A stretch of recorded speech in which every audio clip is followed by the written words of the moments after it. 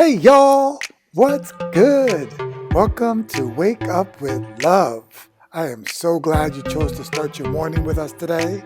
This is a sacred space cultivated with spirit, heart, and purpose, designed to support you in becoming the greatest expression of the massive blessing you came into this world to be.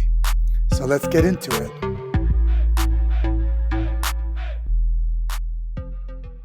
What is up, beautiful people? Beautiful sunrise. All you out there, back this morning with John Pugno with our deep conversations on all matters relevant. How you doing, John? Can you hear me? Yes, I'm doing great, man. So beautiful.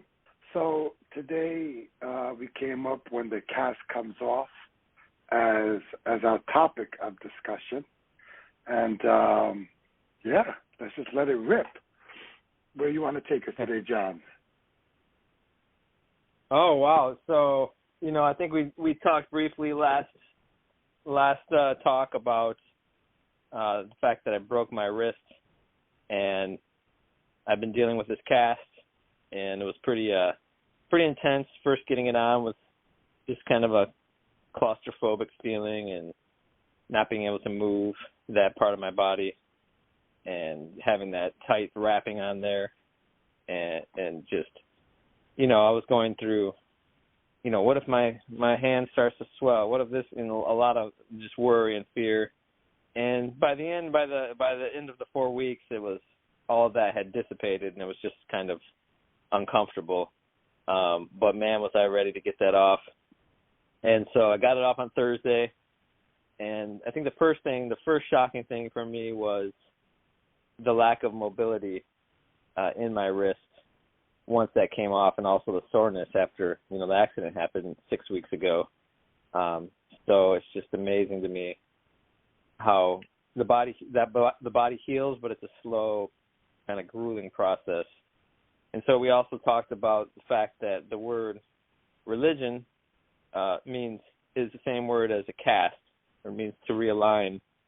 And so just making that connection with the experience of having a broken bone, an injury to the body, and then needing that cast in order to realign. So, what came to me through this process is, it's really all about alignment.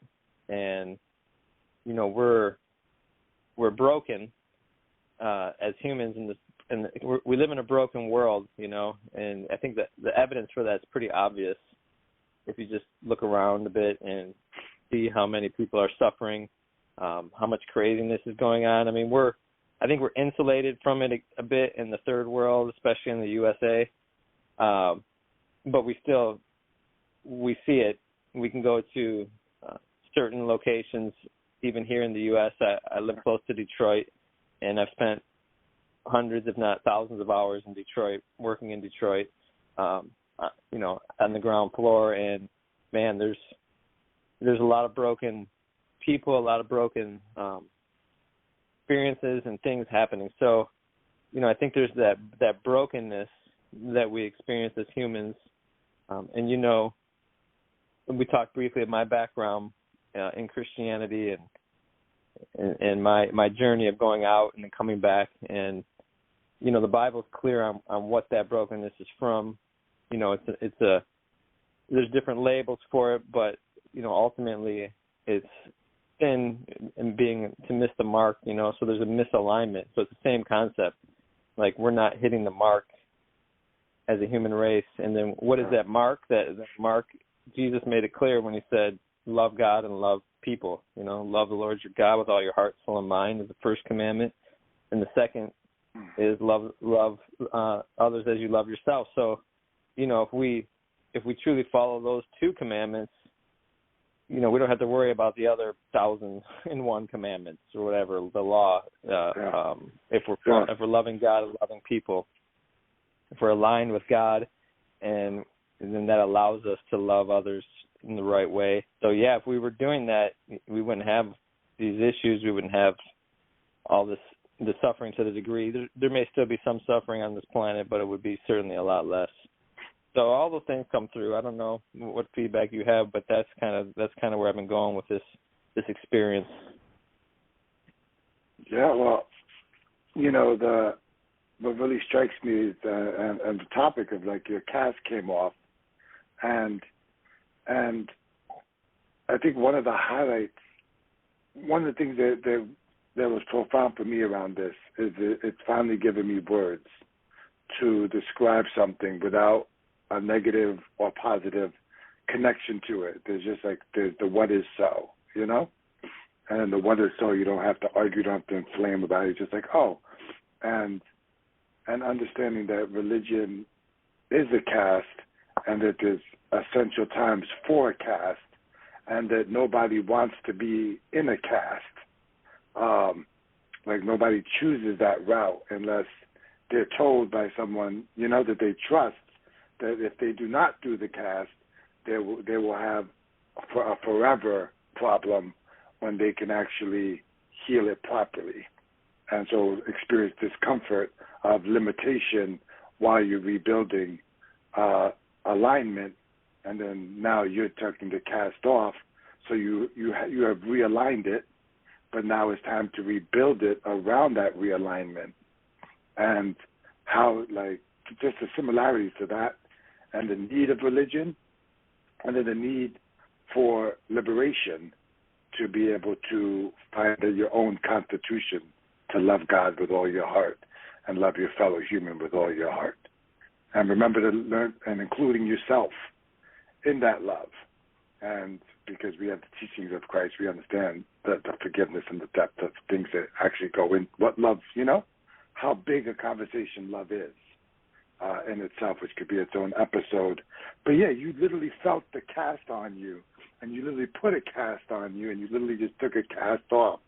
So how can we tie that to like where I feel like there were times in my life, John, where I tried to do it on my own because I didn't want to get casted, and it took me maybe even way too long, or sometimes I grew improperly because I didn't have the straight guide of alignment.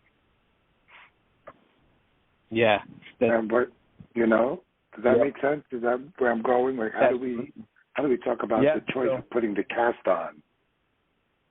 Well, there's two things very interesting about the cast. One, I couldn't put it on myself, and two, I couldn't take it off myself.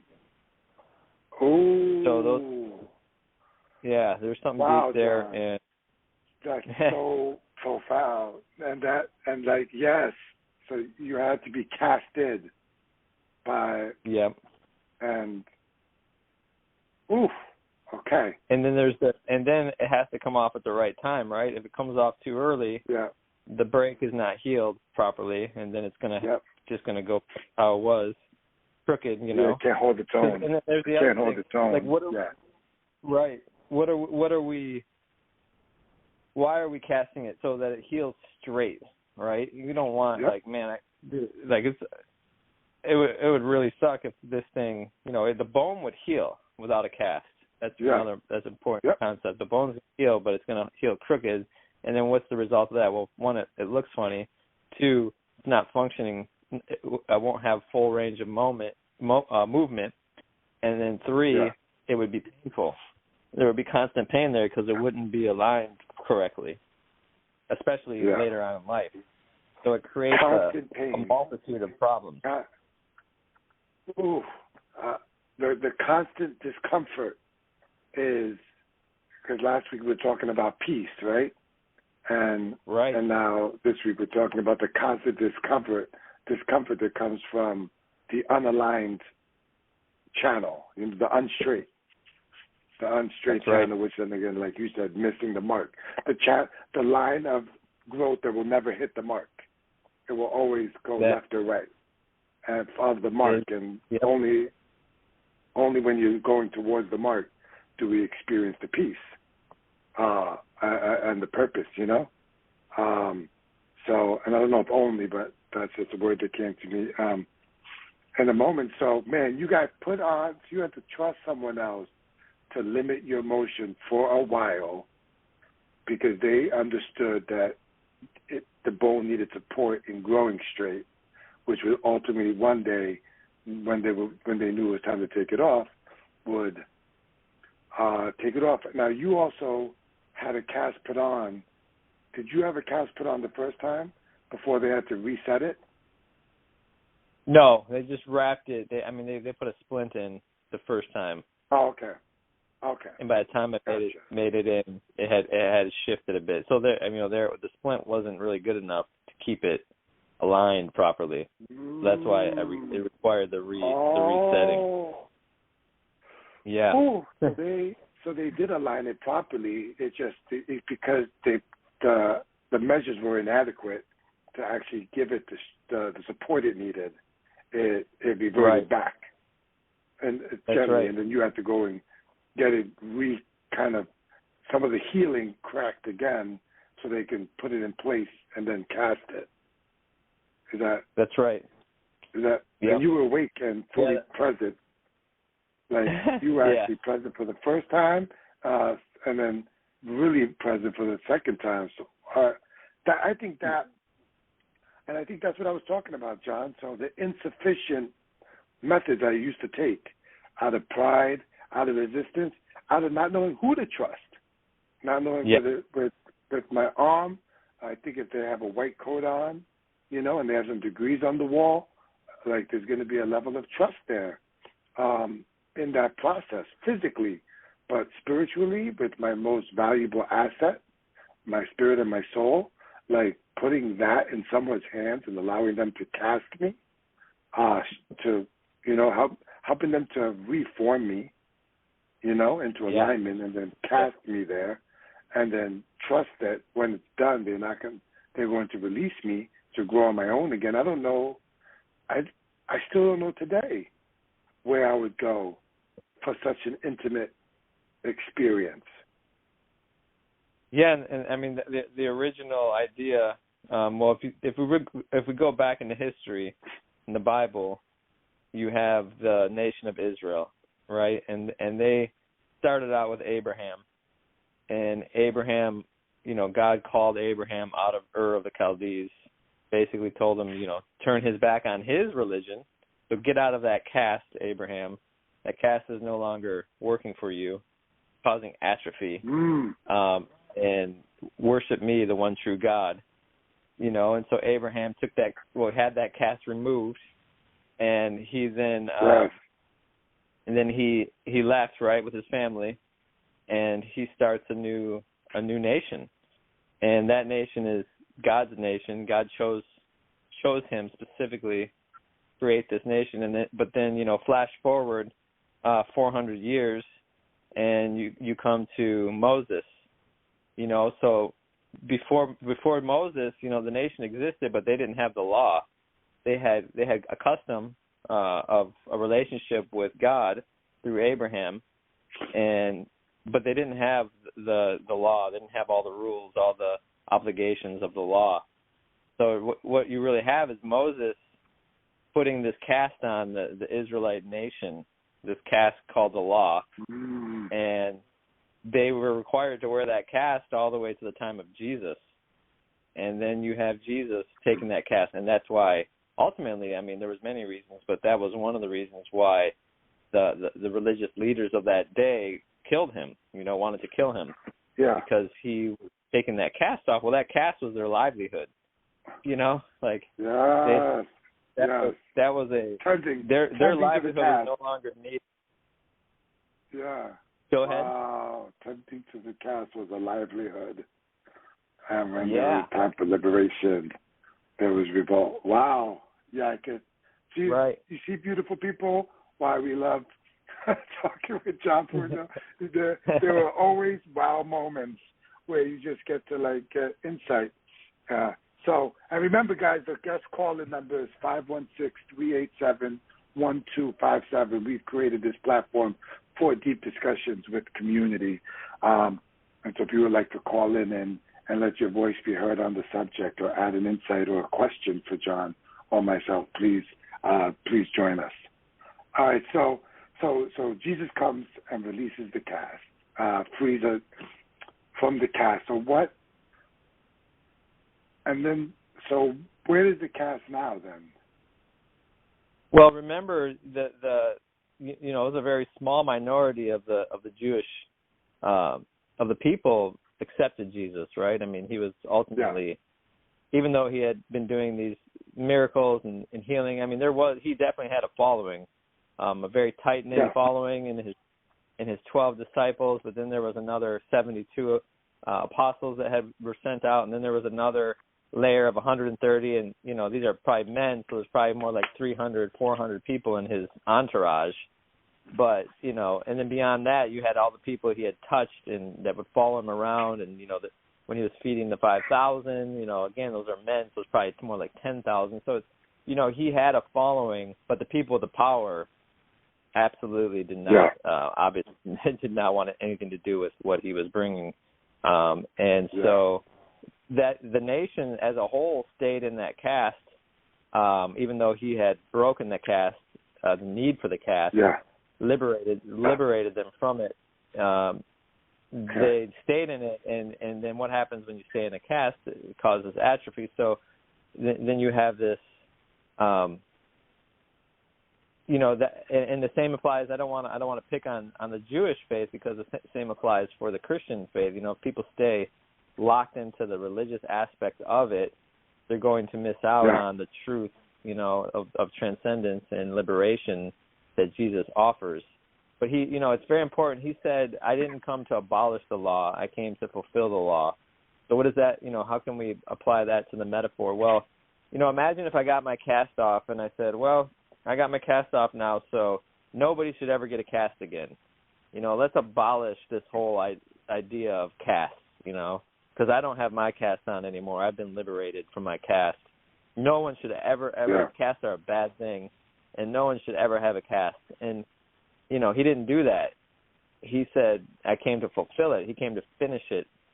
And so I think there's a kind of maybe a movement today to abolish religion, right? There's a strong movement in the name of freedom and liberation.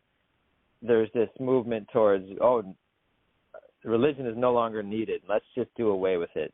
And I think that would be the same as me coming out of my caste and wanting to abolish the practice of putting casts on people with broken bones, which is obviously ridiculous. So, I think we have to be careful. There's a balance. There's a really fine balance there. But Jesus, what he's offering is liberation from the need to be in that caste anymore, to be aligned, to stay aligned, and to experience a transcendent reality, which is called heaven.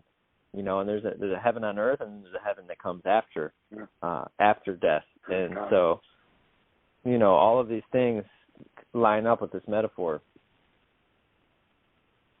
Yes. Ooh.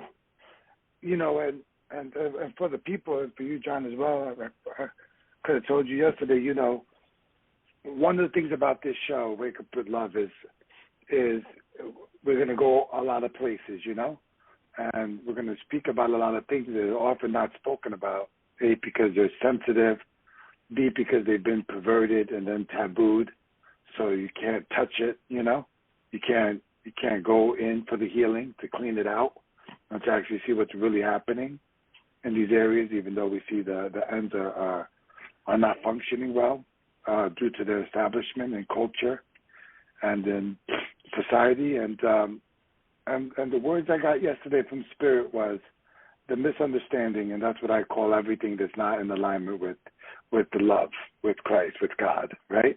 There's a misunderstanding, like anything that would lead us away from heaven on earth. And I say it that way to reduce it from any power I might have pretended it had before. I believe that when the truth is present, the lie cannot argue. When it really is ringing, when the truth rings, there's an internal something that happens in me. And so I speak all that to say, because the misunderstanding, there's no place the misunderstanding won't go.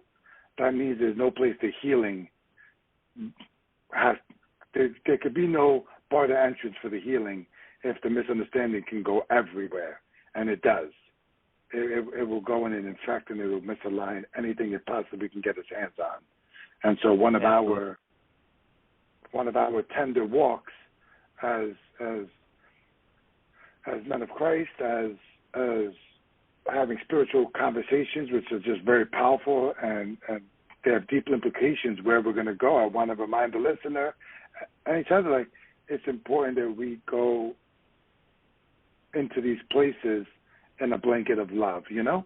And so I hope if you're hearing this, you hear the undergrounding intention, and we are two individuals on a journey, and really wanting to explore it, and the people that come on are going to join us in this. And so that was meant not to limit, but to expand, John. Did you get that? Did I say that clearly, what I wanted to say? Do you want to add something to that? I agree. You know, my motive has to be bathed in love. Otherwise, you know, it's going to fall short. So yes, faith, hope, and love. The greatest of these is love, right? And you know, all the rest, the prophecies, the knowledge, the sacrifice, the whatever is useless without the love. So I stand by that. I think we should have a standalone conversation on the topic of love, because next week, huge topic. Next week, let's go. Good. Yeah, and I brought it up at this moment. Yeah, maybe it's a series. Yeah, it has to be, I'm sure. Undertone. Yeah, but we can start writing it. Because I wanted to say that because I want to go somewhere with you, John. And that is, you know, I wrote my book, The Frame, and in the frame, I felt really powerful to put something about AA in there, Alcoholics Anonymous. Right. And to me, it was like, I feel like AA is a phenomenal cast. And I didn't have the words back then, you know, but that's what I was getting at. It has a purpose. People like religion, when they feel so broken and they find salvation or a semblance of removal from the illness, right? They may not find healing, but they find a removal of the pain and the depth of the pain and the suffering they were in before, you know, inside of the cast. Yeah. But the cast never comes off. And when the cast never comes, and so my thing about the frame and AA and now about religion is that the cast has to come off at some point. And when people have found a semblance of healing, there is a vitriol that I experience, a pushback, when I try to just point to, I'm not saying there's anything wrong with your belief or your understanding. Are you liberated? Have you gained full range of motion again? Are you healed? And is healing up on the agenda, full healing, you know? Meaning you can stand on your own, your arm can work on its own again one day. It's a touchy subject, and I got my only bad review. A guy went in on me because of that point I was making, and he didn't even like the fact that I brought up AA, you know? And the fact that I wasn't able to go to AA because I would not let myself get cast forever as an alcoholic. So I actually ended up spinning in the disease for years upon years without taking the medicine, the cast. So that brings me back full circle. I could have used the cast at a moment to support my initial strength thing because I couldn't do it on my own at that moment. I was not ready yet. And so that was me holding in love. So I'd love to bring that to. What are you getting at? What are you hearing? Well, the other thing that came to me while you were speaking is, you know, as I got to cast off and realized, like, oh wow, this is a lot. This is a lot worse than I realized. You know, I have almost zero mobility, you know, range of motion, in my wrist. Well, that's because I haven't moved it in 6 weeks, and because there was damage done in the injury, not just to the bone but to the ligaments and everything. So so what's going to happen now? Well, now I need rehabilitation, and I can try to do that on my own. I have some ideas of exercises, but I'm certainly going to go to a physical therapist. So again, I'm going to need someone else to help me even after the cast is off. I think that's the true church. Jesus talked about he released us from religion, from the law, from the demands of the law. Again, that doesn't mean that it's abolished, that we don't follow it, but we're not held to that. The Bible also talks about if you don't fulfill the law, you're basically under the death penalty. So that's what he's releasing us from. Like, no, you're not under the death penalty anymore. That's done now. That was to show you something, and now you've been liberated from that. But you still, the point being that once that alignment has happened, now I want to follow the law. I want to do the right thing, but I'm not doing it for the same reason as I was doing it before. And so that this rehabilitation that takes place is in the church. The church. I need people around me to come around me and help me by showing with a mirror through their own lives, but also by instruction. There's those two sides. There's action and words. You need both. One without the other doesn't stand. It's not balanced. So the idea of the church is you have and I'm talking about the true church, not the hypocritical one, which is unfortunately probably the one most people have experienced. But I have experienced definitely the true church with people that are real, that are doing it, that are walking the walk, not just talking the talk. And those experiences, man, you get to see. And I think that's the rehabilitation. Like, oh, this is how I need to be reacting. And to me, that takes one of spiritual mentors, people that are older than, I'm in my 40s, but I have spiritual mentors in their 60s, and they've been walking the walk for a long time. But also then instruction, and so, it's going into church, hearing the word preached, because I need that. I mean, I need it. I think most people need some form of instruction, and so you have those two components, and then people, when we do fall, people that are acting in love will be there to pick me up. They're not going to kick me while I'm down. They're not going to be judging me. They're not going to be talking behind my back. Does that happen? Of course it does, because we're still human, and there's always going to be that element. But the real ones are there, and I've experienced that as well. And so I think you have all of these components, and that's the true church. That's not religion. That transcends religion, and that's what I'm interested in. I want that. So, well, because I have the privilege of knowing you, John, I know you to be a very powerfully self-directed individual, and so if we take my thing back for a moment, like me when I was drinking, and I knew it was hurting me. I knew it was shaving years off of my existence. I was functional. Right. I was very, very functional in it, but internally I knew I was not. I was anything but it. And so, so I'm really hearing the church as the rehabilitation. What is the cast now these days? Like what if, if you go to rehabilitation before the cast, it's just gonna exacerbate the disease of the, and as we continue with the analogy, if the bone isn't set right and you go to a physical therapist, they would probably send you back to the hospital, tell you to get a cast on, because they know what the bone is, they have an intimate understanding of the body. So what is that support structure that's more solid? Because guidance is amazing when you can follow through, when you're at a certain level. Would you agree with that? That's what I'm saying right now. Absolutely. Well, that's a great question. It's really got me thinking. I'm going to stay in the lane of the Christian faith.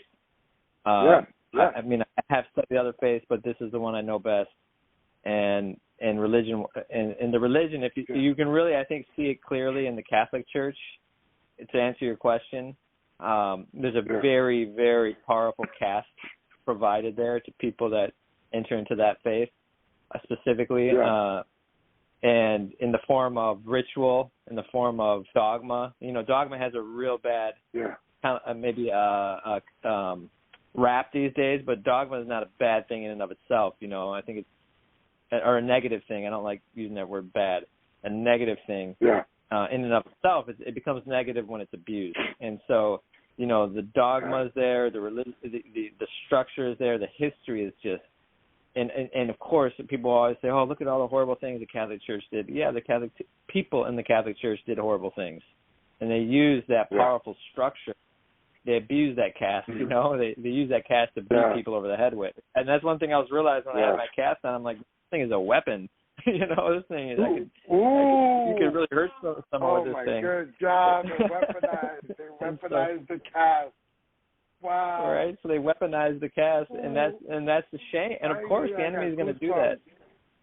I got goosebumps, full body, because it's double weaponized. They weaponized it on the people that they put it on by never taking it off.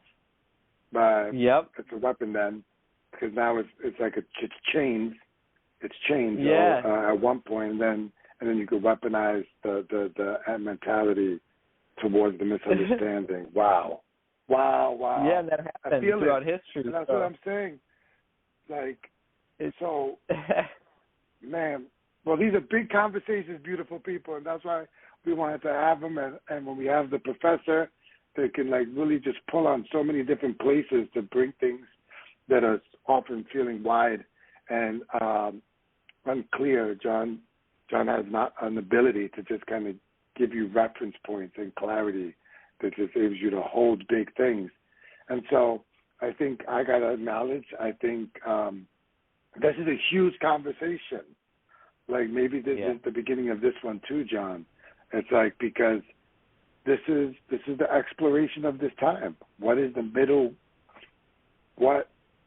How do we work when we can see the strengths and the weaknesses of different things, And absolutely.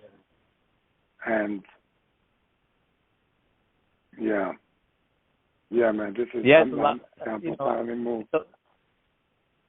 It's a living conversation, right? Which is what it should be, and we don't have to try to control it, or this is how it has to be. It's allowing this thing to move forward. I think it's been nice experiencing this, and I'll finish with this. I think that when an accident happens, an injury happens, no one likes that. No one likes to break a bone or the pain and the discomfort and the inconvenience and all the other things that come with that. But this has been such an amazing time for me to go within and really check myself, and God has shown me an enormous amount through this experience. So, and then not only that, one of them being this conversation that we're having, and just being able to really connect with the metaphor of the caste and bringing a lot more understanding to me as well. So I'm just thankful. I'm grateful. I'm grateful for suffering, which is a weird thing to say, but it has shown me the suffering has a purpose. It's growing. Growth. It's growth. And we have an aversion to suffering, right? And we have an aversion to suffering. We even to the point where we're people will curse God over it. How could God allow this suffering into the world? And I've realized no, suffering has a place. We don't want to be suffering all the time.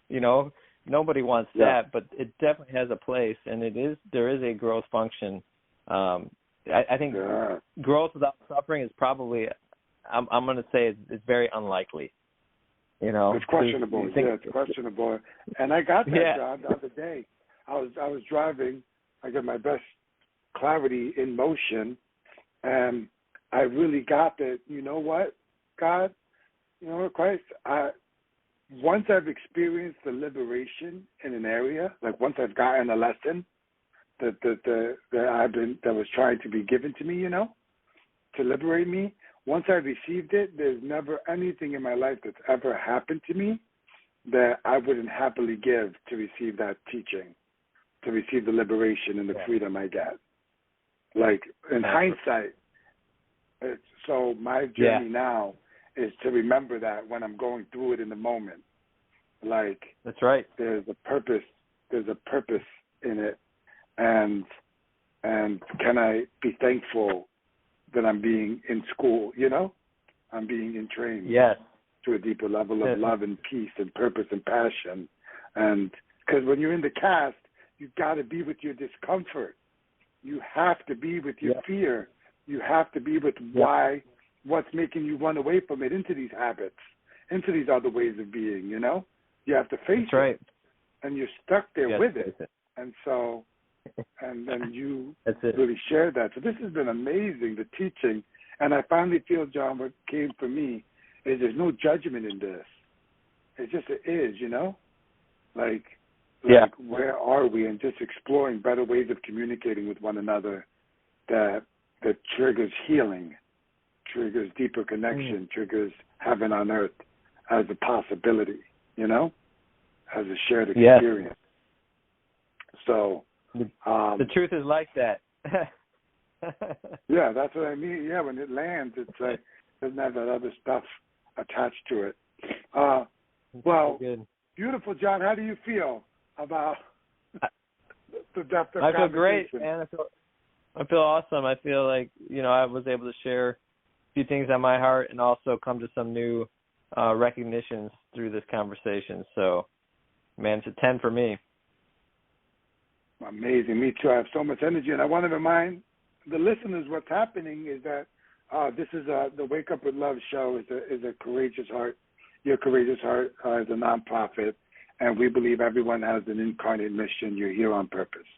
You're here with something to do, and that thing it needs to get done. Each one of us is a piece of medicine to some disease, and normally where the disease grows, the healing, the medicine grows. And so somewhere very close to you is probably a deep purpose and an opportunity to express the one-of-a-kind connection of God that you are, that was made by, how would you say it, John, in the essence of God, right? Like one image aspect of it? And light. Yeah, in the image of God, right? And you're one refined design, like facet of the crystal is you. Yeah, unique. Each one of unique us. Design. Unique, in one family. And so our desire is communally, we don't need more money, we need more people having righteous, collective, thoughtful, bathed in love conversations about healing, and how do we empower each one of us to find that which we were meant to become and support each other in doing it. And so I know John to be someone that illuminates with I don't know, is it effortful for you to when you're gathering the information? I feel like when I see you, you just eat books. Like nobody does, and enjoy it. Is it correct? That's correct. Yeah, for sure. Okay. I love it. Yeah. So you have the gift to not only eat the book, but to retain the nuggets, and then to understand when to connect them like puzzle pieces. And so here on Wake Up with Love, Saturday mornings, we're exploring a platform for which John may share his gift with his people, with the ones that he's meant to be speaking with, for, and in harmony with. Did I say that right, John? Yeah, it was good. Thank you. Yeah. So you're in an exploration and movement here at the Wake Up with Love show, and thank you for doing it. Each morning will be that. And if you think you have a radio show in you as part of your incarnate mission, please get in touch with us. Once again, the number to call in is 516-387-1257. Please program that in your phone, save that in your phone, so that when we're talking live and you're inspired to join us, to come, I invite you to come, but please come with love, clarity, and the opportunity for open conversation. You want to say a quick blessing over us as we close out, John? Put the final music. Yeah, sure, brother. Feel aligned? Okay. Yeah. Creator, Heavenly Father, Abba, you create these spaces, you create all spaces and times, and for a purpose, as Love was saying.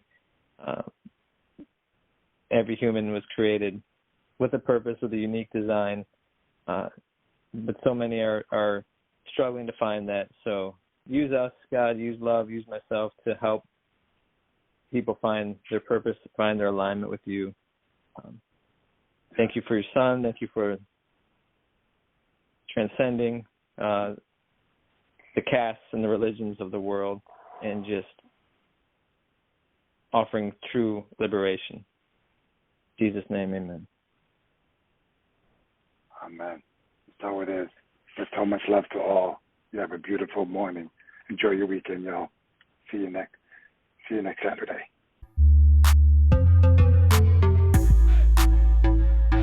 All right, beautiful people. Thank you for listening. If you were moved by what you heard today, you know what to do. Like it, share it, spread the love around. Until next time.